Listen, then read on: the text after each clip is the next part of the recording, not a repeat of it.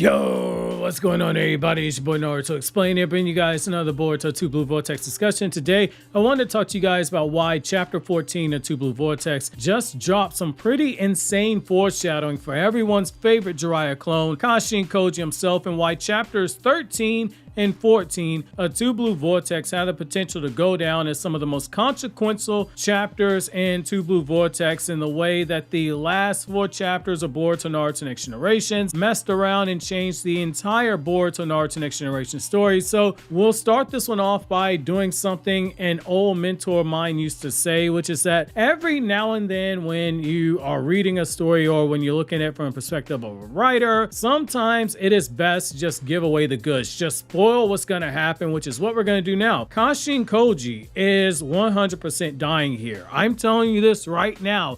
If you've been holding on to those Kashin Koji stocks ever since 2020, when he faked out Ishiki by cheating death, this is me saying sell right now while the stocks are still at an all-time high. The same way I was getting the needle in the back of my neck that something's going to happen to Sasuke in chapter 69, and how I kept saying like, hey, like I don't think that Code, when he gets his limiters removed, is going to be exactly what you guys are thinking. I think he's going to get dogged out. Those seem like harmless predictions before, but they ended up coming true, and the Code one still to this day is one that people get pissed off about. And we saw it with Sasuke when he protected Boruto. He got turned into a tree, made into an eternal bird's nest, and I'm getting the same feeling here now. My conviction on that is as strong as it was when I said that Damon and Ada were going to whoop Code's ass.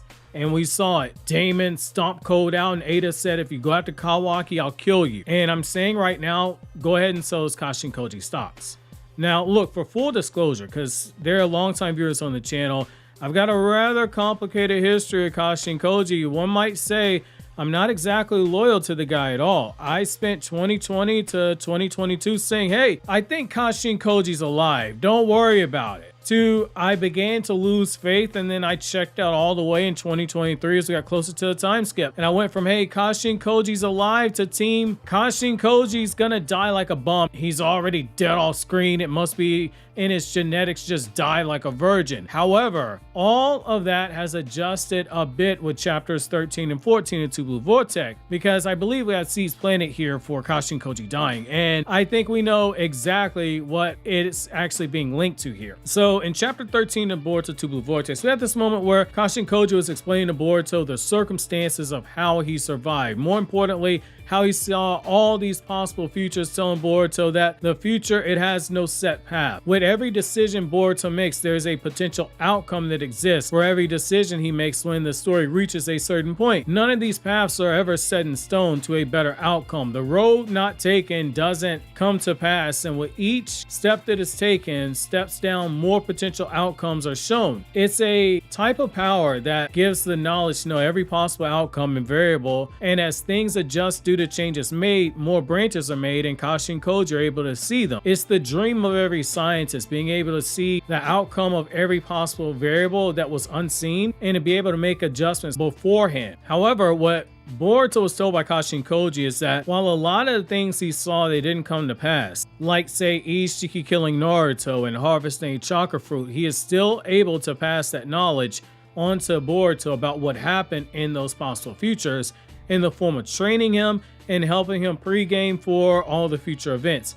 However, it came with one verbal warning and one unspoken warning. The verbal warning is that if they were to set down this path to saving Sasuke, which obviously Boruto was going to always take that path, that is his sensei, that was a path that Koji said will lead to most dangerous outcomes, one where it's pretty much certain that Jura is going to kill Boruto and that Jura will win, Jura being the personification of the Ten Tails. It became the age-old question of, is one life worth the life of many? And Boruto gives the cliche answer that you would expect from anyone from Naruto's bloodline, which is, to paraphrase, it's because they understand the value of life that they won't take that life away from people when there's almost always going to be another option. It's one of the rosier aspects of writing in Gateway Shonen that the Naruto franchise tends to overdose on, showing us what the ideal aspect of humanity is. The nonverbal warning that Kashin Koji gave Boruto is what makes me come to this potential possibility about his death, one that I firmly firmly believe it's going to pay strong dividends. So when Kashin Koji was telling Boruto everything, Boruto didn't need to be spoon-fed the information the way that Jiraiya needed to spoon-feed it to Naruto by using stick figures and pop-up books and hand puppets. He might have even sounded out words in order to help Naruto grasp it. Koji wasn't even all the way through his explanation before Boruto said, "Look fam, I get everything you're saying right now, but let me stop you right here. Under no circumstances will I ever turn my back on Kawaki and go down the path where I'm going to want to kill him. I'll beat him up. I'll beat some sense into him. I'll talk some sense into him. I'll beat him up again for making me have to beat him up. And then I give my guy a Thunderburger before he unseals my parents. And then we can go back to living as the Uzumaki family all over again. Everyone gets a happy ending if you let Boruto have his way." Boruto's response, it is very consistent with what he told Shikamaru when Shikamaru said, "Why don't you just kill Kawaki? Toss the kunai with the duct tape around the handle into the river and be done with it." Boruto said he just wants his family whole again. When Ada explained everything that happened to Boruto, Boruto's response was, "I refuse to let this end up being a situation of brother killing brother, especially now that I know what it is he's been going through this entire time." Boruto seems set in his ways here, and we as the audience know he's not going to budge on it, because based on Kashin Koji's expression in the chapter, he knows as much too. The face he made at Boruto, it said a lot despite Kashin Koji not saying one word here. I think we have to consider a possibility that Kashin Koji is going to end up dying at some point in the story, specifically because of Boruto's refusal to kill Kawaki. Looking at everything that Kashin Koji was saying, the common outcome, the common denominator here, in every possible future you saw were Jura or Ishiki or Code 1, they all had one thing in common. Boruto was the one killed and Kawaki was the one fed to the Ten Tails outside of the Ishiki one. In that one, Ishiki planted the crumble on Kawaki and Boruto got fed to the Ten Tails. However, that's the thing. In most of those outcomes, Kawaki was the weak link.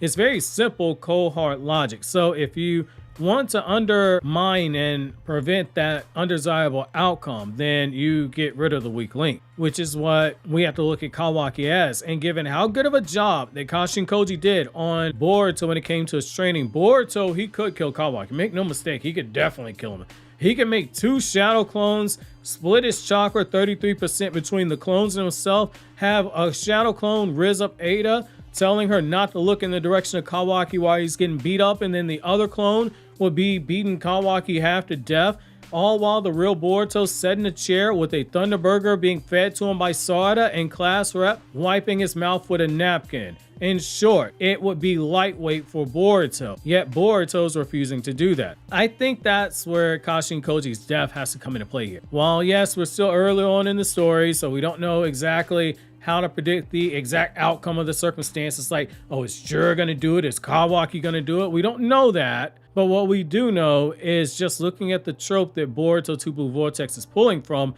there's a strong possibility that there is going to be a death that is required in order to offset Kawaki not dying the way that Kashin Koji wanted to kill him. Clearly, we just don't know the circumstances of his death. But Koji's sacrifice, it could lead to a butterfly effect, the same way that Jiraiya's death led to the butterfly effect in the Naruto manga, which would pay off the foreshadowing from 4 years ago as of this recording, which was Ishiki telling Kashin Koji that he was born under the DNA that was born under the Star of Change, which was a motto hoping that would be the case with Koji when he made him from Jiraiya's DNA, as Ishiki said, hoping for the minuscule possibility of change itself. And so far, the change in question, it has been everything except for minuscule. Boruto is now stronger than any possible version of Boruto that Kashin Koji saw fail. He's armed with knowledge of all the possible outcomes because it's given to him by Koji. Kashin Koji updates the information so future outcomes get erased and changed with new possible future outcomes based on the decisions they make. A power that big, oftentimes in fiction, it comes with a trade-off. If for no other reason than keeping the conflict from getting too predictable for the viewers, because if the protagonists know every possible outcome and they can plan accordingly, in a ninja story, it's something that becomes even more dangerous for the good guys to have, just given the fact that Naruto ninjas with prep time, they are damn near undefeated with Batman levels of plot armor. Given Boruto 2 Blue Vortex is so heavily inspired by the Matrix also, Could we be looking at Kashin Koji in a similar way as the Oracle, only adjusted a bit to fit into Boruto's story? Like Kashin Koji, the Oracle could see multiple potential outcomes when deducing what might happen, yet the Oracle ends up being purged by the machines and Agent Smith ends up gaining the power of foresight. I don't think that we go the route of Kashin Koji being, say, devoured by Jura and Jura getting the 10 directions shinjutsu. It is possible, but I do think we are being set up for Kashin Koji to be one of the major pieces that sets the path of victory for Boruto, with their alliance being the one thing that spares Boruto of meeting the same fate as all the other versions of Boruto who died that Kashin Koji saw. None of them had Kashin Koji, and that might be the literal difference maker. Whatever it is that Kashin Koji does, whether it's some kind of damage to Jura or the other awakened Shinju, we don't know, but there is a potential that whatever happens during its death and afterwards ends up putting Boruto on that narrow 0.000.1% of victory where he can do the impossible: avoid killing Kawaki, save Sasuke, defeat Jura, unseal Naruto and Hinata, and prevent the earth from being destroyed when it's harvested for a chakra fruit. It's the most cookie cutter shonen type ending ever, the ultimate cliche happy ending, and it's one that I don't think that we can rule out the story taking that approach, and we end up going back to Kashin Koji's potential sacrifice as being that defining moment of how we got here. In fact, Boruto is very clear in the last chapter when he said that he couldn't reveal Kashin Koji's name to Konoha, saying very specifically that he can't reveal his source, who we know was Kashin Koji, specifically for his safety, and that his source asked him not to reveal his name. My first reaction, and based on the comments of you guys in the reviews, so too was the reaction of a lot of you guys, is that everyone thought, hey, this has got to be Amato. After all, we had that big line of speculation by Koji in Boruto Naruto Next Generations where he feared he might have a shutdown code in himself as well. We also had Ishiki's line of setting up a potential showdown of Koji and Amato. Yet this is where I think we press pause here and I say, let's look at this from a different approach. So, longtime viewers, you guys have heard me say like 900 times, Chekhov's gun, Chekhov's gun, Chekhov's gun. The idea of, hey, if something is introduced into the story, it has to come back up later to get paid off.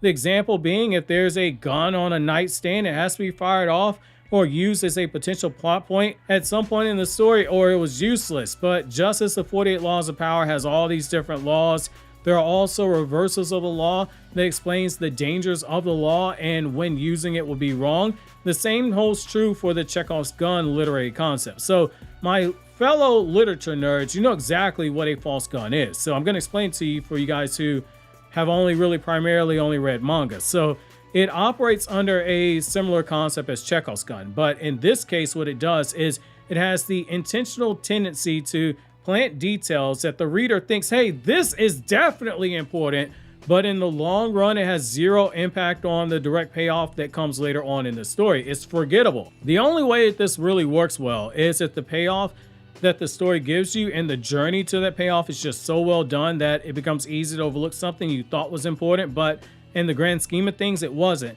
It takes a very talented writer to pull something like that off. Stephen King, John Grisham, and David Baldacci, some of my favorite authors, they're a great example of writers who pull that off very well when they use it. This is not to be confused with the concept of false clues or red herrings, which deliberately mislead the reader to put them on a trail away from the intended outcome. That's not applicable here. Kashin Koji, he definitely saw something. The moment Boruto made that decision to not kill Kawaki or something happens afterwards during that training, I think it's going to come back up later to force Kashin Koji to make a similar decision as Jiraiya. Also, Boruto can be set down the right path. It becomes a great example of the following quotes from my favorite or second favorite video game series of all time, Final Fantasy. Lightning said these two, it's not a question of can or can't. In life, there are things you just do. Her second quote is, in the world where I once existed, time's path is no longer certain. The third quote comes from Oren, who said, now is the time to choose. Die and be free of pain, or live and fight your sorrow. Now's the time to shape your futures. Your fate is in your hands. The thing that each of these have in common, and why I am choosing those quotes specifically to link to Kashin Koji, it is very simple. Each of them, they have an overlap of nothing is ever truly set in stone, because time itself, it is always flowing. And when you have a chance to take your life into your own hands, to write a different story than the one that people have written for you, you do it. Because if you value the life of yourself and those that you care for, there is no I'll try to do it. There's only you will do it, because you owe it to those who put their faith in you to see it through to the end and keep fighting. Kashin Koji went out on a limb to work with Boruto to attempt to do just that, change the future that he saw in nearly every possible timeline. And Boruto's choice to refuse to kill Kawaki might require Kashin Koji to honor Boruto's decision, even if it comes at the expense of his own life. It'll be a character arc payoff that rivals that of the 28th Wizard King in Black Clover, which here on the left, you have my new video essay on Anime Explained, breaking down the light and darkness of Julius Nova Chrono. And over here on the right, we got another Naruto Explained video, because Shinju DNA is love and Shinju DNA is life.